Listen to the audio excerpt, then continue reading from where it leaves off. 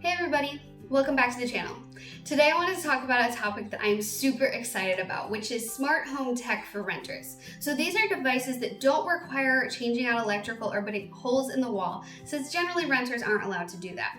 While you could use these devices as a homeowner as well, I'm going to have a part 2 of this little mini series specifically targeted for homeowners who can make those sort of changes, and also who have things like garages. So I am super excited to share with you some of the devices that I have in my own apartment in today's video. So let's get into it.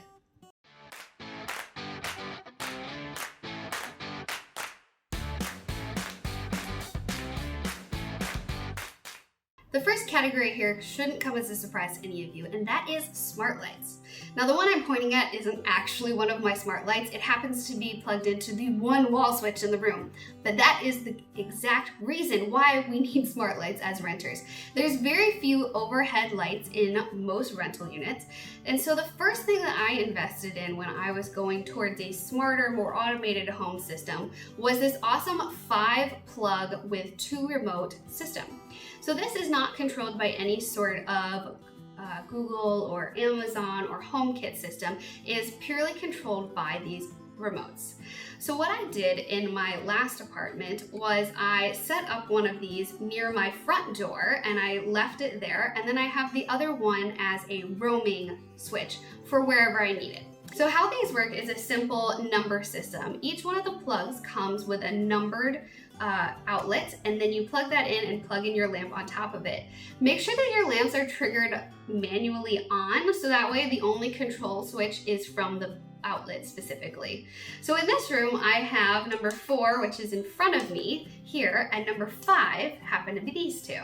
So I can easily trigger them on and off with just pressing the remote. Now, if you want to pay a little bit more per outlet, or you want to go all out and get actual light bulbs, I have a couple systems I can recommend. What I have in my apartment specifically are the Wemo switches. I have 2 different types. I have the mini as well as the Insight ones, which allow me to see what power usage is being triggered through that specific outlet, as well as the IKEA Trod-Free system. Now, I will do a separate video about my review of the Trod-Free system, but just a preview, I absolutely love it. I've had it for about 2 years now, and I have a mixed household of both Android and iOS devices, and for this reason, I cannot recommend it enough. The price point is great, and it can be controlled by any of the 3 major systems, the Amazon system, Google, or Apple HomeKit. IKEA also continues to expand their range to have more different types of light bulbs. I opted for the white Hue Lights, which allow me to change it to 3 different colors of white, as well as dim the lights. And I keep these in the bedroom, which are great for routines like good morning, where I want them to come on at a dimmer light in the morning and not be so jarring first thing in the morning. I'll show you how to set up routines and automations like the good morning routine on all the different systems here in another video as well. So let's get into the next topic. So far we've covered technically 2 different topics. That is smart plugs, where you control anything from lights to fans to any other sort of appliances that you want to control on a outlet level. Now, keep in mind that these things have to be able to manually be turned on and off, so any sort of fans that have more settings or options where you have to manually click a power button every time are not going to work with these sort of plugs. And the second one was smart light bulbs specifically. These come in many styles, colors, light strips, etc. And I'm going to do a couple reviews on trying new light strips here in the next couple weeks as well. So the third category that I wanted to talk about today is motion sensors. Now, this is a category that I myself am just getting into, and part of the reason for that is because of the types of systems that I already have in my household. One of the best rated motion sensor standalone devices happens to come from the Philips Hue system, but I currently don't have that set up in my apartment, so I'm debating what to do as far as investing in new hubs and new devices. And the other highly recommended one has the same problem of needing a separate hub, which is this Samsung SmartThings system as far as all of their sensors and outlets as well. Both of these systems are highly rated and work very well from all the reviews I've seen. They're just not things I currently have set up. So I'm trying to figure out the best way to integrate motion sensors into my apartment. I have plenty of automation ideas, but I haven't committed to buying a specific motion sensor standalone device yet. Now, one category of sensors that I do have set up right now is door sensors. So I'll show you right here that these are the door sensors that I have set up in my apartment currently. As someone that is not entirely comfortable having cameras set up in my apartment, and I don't have pets or any reason that I need cameras to justify monitoring my apartment at all times, I opted for the more inexpensive door sensor solution. Now, I have one from Eve, which is specifically designed for Homekit. And now at this point, I'm kind of wishing I had got one that worked with more systems. However, Homekit does have the best built-in automation options. So what I do with this is I use my door sensor to trigger when it opens and it's between a certain time of day in the evening, say between 5 p.m. and 10 p.m. when I'm normally arriving home from work or events. The lights in my living room will automatically be triggered on. This way, as I'm walking into my apartment, everything is already on and ready for me to be home. So I want to go into the last type of sensor, and that is water sensors. So I have this cute little ladybug, inexpensive, just noise-making water sensor. But I'm also looking to invest into water sensors that operate in smart home systems. This way you could get a notification on your phone if for any reason there was a leak. As a renter, there's still plenty of places that can leak around your apartment. I specifically have my current ladybug set up near my washing machine.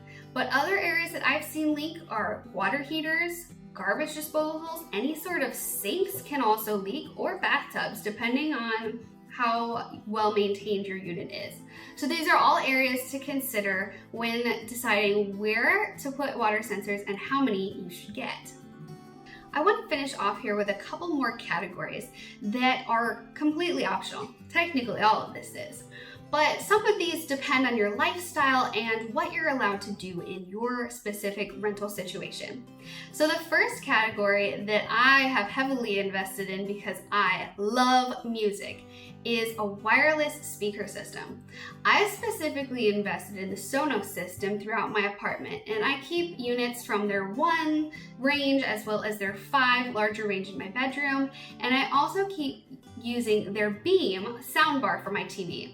This allows me to do a home theater setup, which I can get into more detail about on a later video, as well as when I recommend devices for homeowners. So another category that I mentioned earlier that I'm not entirely comfortable with, and that's why I definitely would say this is optional, is cameras. Cameras can be used for plenty of automation when it comes to motion sensing, noise sensing, as well as some of them even have built-in temperature sensors. If you have pets or anything that's at home that you should be keeping an eye on while you're at work or away, then cameras might be a good option for you. But because none of these apply to me at this time, I have not invested in cameras, and that way I can have a peace of mind knowing that there's absolutely no way anyone should be watching me. Not to freak you out or say they should be. Now, the last 2 optional categories here are going to depend on what you can do as a renter. The first of which is temperature sensors and potentially a smart thermostat. If you have the option to switch them out, first do check with your landlord and then consult an electrician if needed.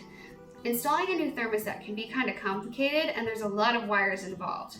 But most of them include step-by-step instructions, or you can pay a little bit more to have it professionally installed.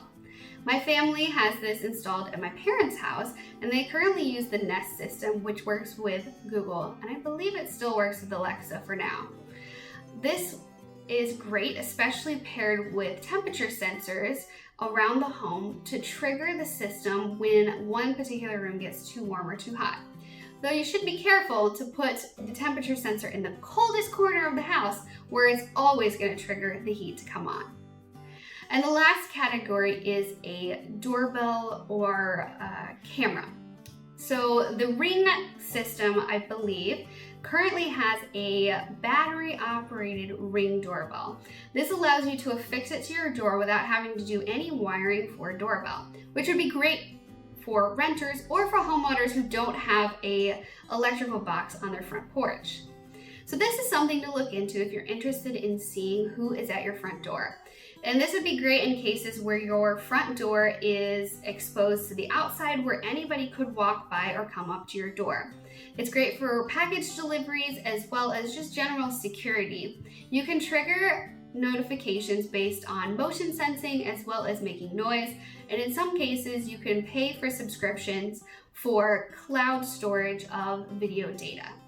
That's something you can totally look into if you're interested, and I can talk more about that in my Smart Home Tech for Homeowners, since that's generally more applicable to people who own their own home.